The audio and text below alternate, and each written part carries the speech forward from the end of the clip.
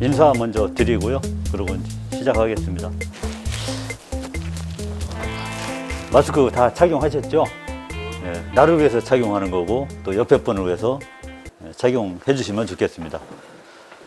상황이 좀 이렇다 보니 서로 예의도 지켜주시고 그러면 좀 서로 좀 배려해 주는 마음 감사합니다.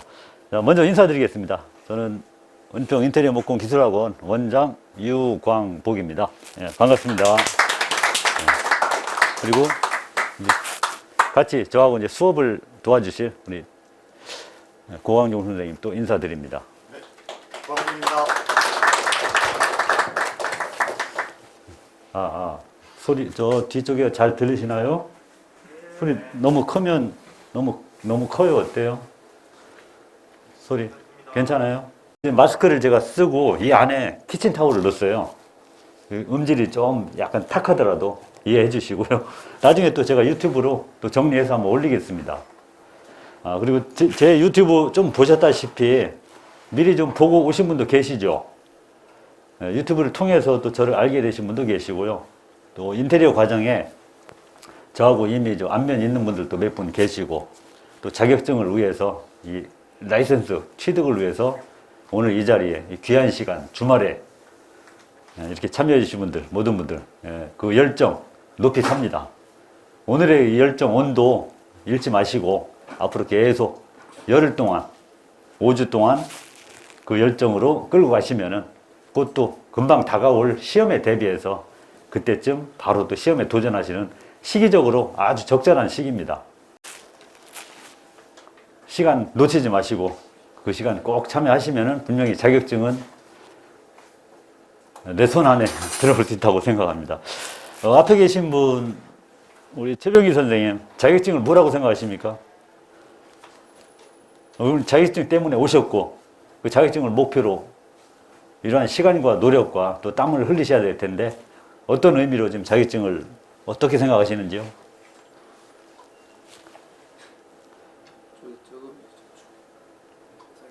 별로 할 일 없어서 나오신 건 아닌 것 같은데. 힘이 되셔서. 우리 나인철 선생님 자격증은 뭐라고 생각하십니까? 남이 나를 인정해 주는 거라고 생각합니다. 여러 가지 의미가 있을 거예요. 개인적으로 지금 뭐 이렇게 젊으신 분도 계시고 또 외국에서 또 오신 분도 계시고요. 또 군대 마치고 사회생활을 하는 그런 첫 발걸음을 준비하면서 라이센스라는 것이 이렇게 각자마다의 또 필요성과 목적과 본인의 스펙 관리, 자기 개발 이런 용도로 쓰시기 위해 다 오셨습니다. 저 역시도 지금 제가 이 앞에 와 있는 이유가 바로 그겁니다.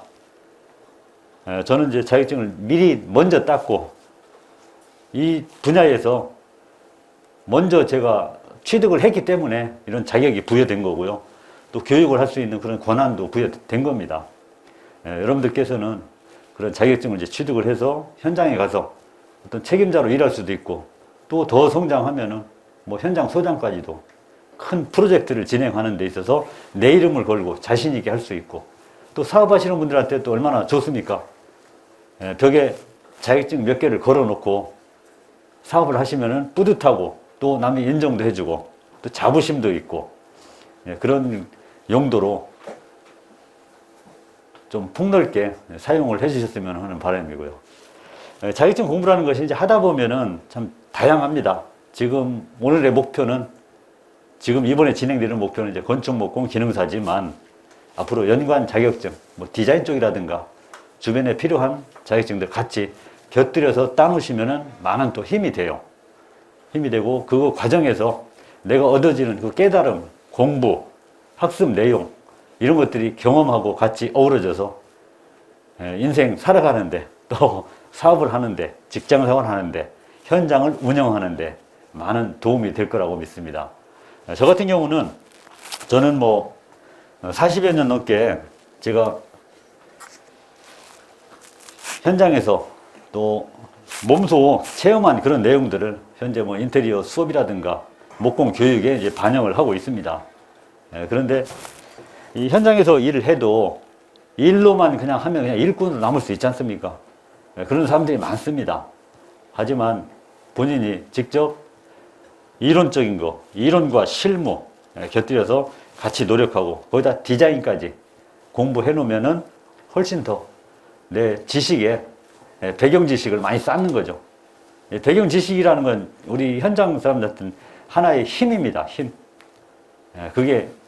그걸로 인해서 이렇게 교육할 수 있는 그런 또 자료도 되고, 그동안 많은 현장을 두루 거치면서 여러 가지 이제 보여드릴 것들이 많은데, 하여튼 이번 수업 과정은 자격증입니다. 오로지 자격증. 거기에 하나에 매진하셔가지고 꼭 자격증 취득하는데 열흘 동안만이라도, 시험 전까지만이라도 모든 에너지, 일정, 요즘 또 외출이 어디 나가고 그러기 좀, 밖에 나가기 좀 불편하지 않습니까?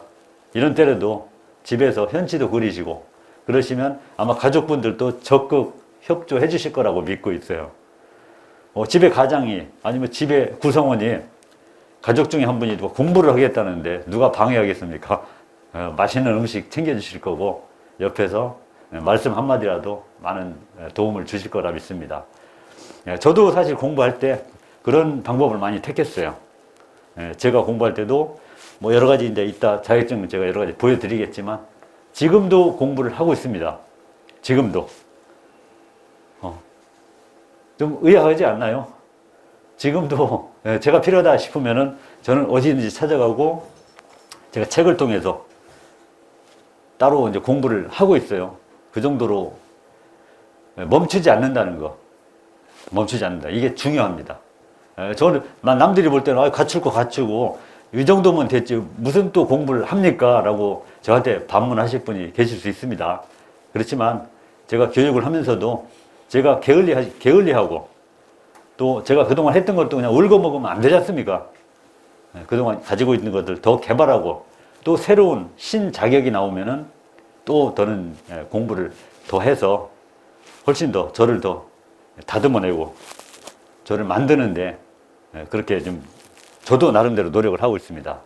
그러니까 여러분들도 오늘 이렇게 첫날 마스크 써서 뭐 전체 얼굴이 반은 가렸습니다만은 아시는 분은 아시고 오늘의 이 열정과 열흘 후에 수료하는 그날까지 이 온도 꼭 유지해 주시고 그러셨으면 뭔가 이제 내 손에 내 몸에 가져가는 그런 이런 스킬 이런 것들을 꼭 담아가시기를 꼭 좀 부탁드립니다.